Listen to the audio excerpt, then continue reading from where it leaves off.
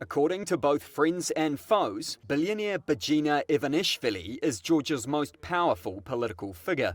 And with an election on Saturday, the party he founded has reorientated itself more towards Moscow and away from Europe. The former Prime Minister has cast the contest as an existential fight. Ivanishvili claims what he calls a global war party in the West is pushing Georgia into a conflict with former overlord Russia, which is what he says happened in Ukraine. But who is the man described as both Georgia's saviour and Russia's stooge?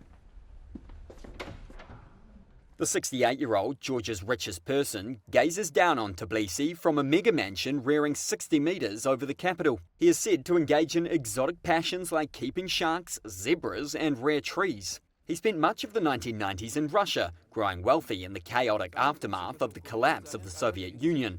After returning to Georgia, he founded the country's current ruling party, Georgian Dream, and became Prime Minister for 1 year in 2012.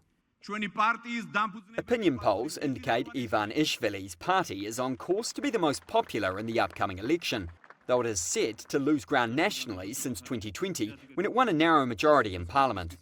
Since Russia's full-scale invasion of Ukraine, Ivanishvili has all but reversed Georgia's long-standing alignment with the West, one which he himself championed while leader.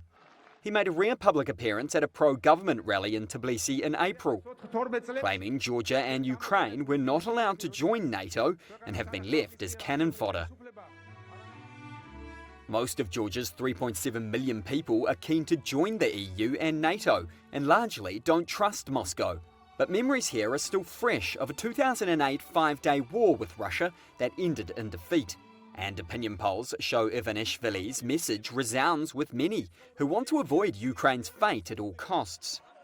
His party, Georgian Dream, has pushed through bills that critics call anti-democratic and Russian-inspired. A law on foreign agents requires organisations receiving more than 20% of funding from abroad to register as such. It also cracked down on LGBT rights. The moves have led to the US and EU suspending some aid to Georgia and the bloc freezing the country's membership application. Ivanishvili's allies in the highest halls of power speak of him in near messianic terms. His political opponents paint a picture of a power-hungry oligarch who wields dangerous control over the former Soviet state. Some brand him a Kremlin asset without presenting evidence for this. Georgia Gagaria was Prime Minister from 2019 to 2021 and a former ally of Ivanishvili. He resigned after accusing him of interfering in government matters. Gagaria has now formed his own political party in a bid for elected office. I cannot tell you that there is some value-based decisions behind the behavior of GD. What they are aiming how to maintain power, how to continue corrupting money, how to stay in power, that's it. And now they see that Russia, in this geopolitical situation, is an ally to stay in power, to manipulate elections. That's why their behavior for this very moment is purely pro-Russian. Georgian Dream says it remains committed to integration with the West and to a pragmatic policy towards neighbouring Russia.